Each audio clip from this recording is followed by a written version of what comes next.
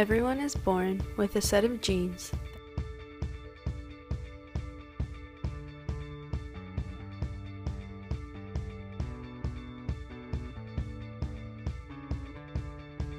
that determine things such as your hair color, your height, and your eye color.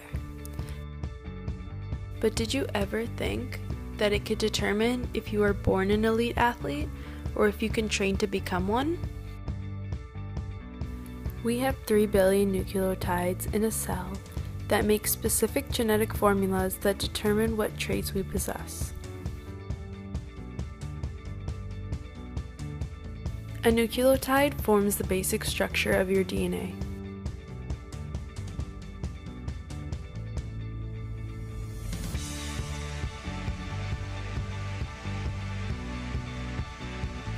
Nature has an effect on our capabilities. However, our genes play a large role in how much we will be able to do. If we do not keep a healthy diet and exercise, we reduce the ability to reach our full potential.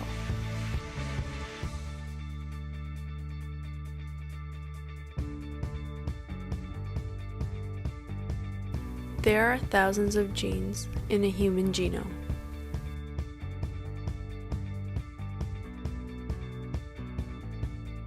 There is not a single gene called the athletic gene, but multiple genes that act together .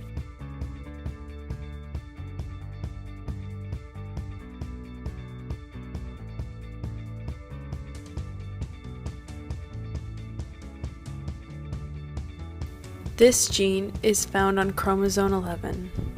Our genetic formula gives us the ability to develop certain muscle groups that allows us to thrive in certain sports. There are 2 types of muscle groups in the human body. One's known as fast-twitching muscles and the other known as slow-twitching muscles. Many people think that one is born with equal amounts of each muscle group, but that is not true. Some have more fast-twitching muscles, which is powered by glucose, providing power and speed, making them good for sports such as sprinting, weightlifting, and football, while others have more slow-twitching muscles powered by oxygen, which makes them more efficient at endurance sports such as cross-country running. Scientists have discovered a gene called alpha-actin 3, commonly known as ACTN3. This gene is expressed in your fast-twitching muscles. But how can a gene affect your muscles? The gene encodes special instructions for making special muscle protein. ACTN3, which helps those fast-twitching muscles contract powerfully at high speeds. There are 2 variants of the gene, X and R.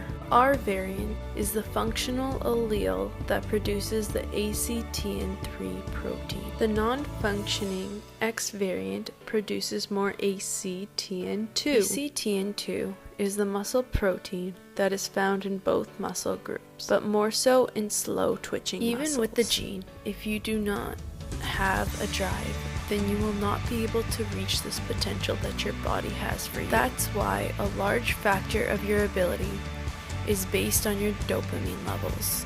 Dopamine is a chemical messenger that controls the brain's reward and pleasure center. This also helps us regulate movement and emotional responses, which allows us to see a reward and work towards it.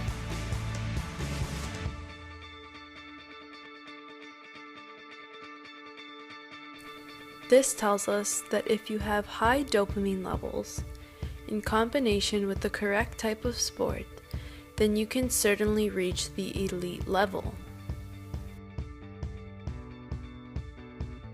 Is it nature or nurture? We believe that becoming an elite athlete is way more than just training. It's the way your muscles work in communication with that big thing or small thing that you have floating around in your head. So if you're not the best at baseball or soccer, try a different type of sport. There is bound to be something out there for you. I up, down, touch the ground, it puts me in the mood.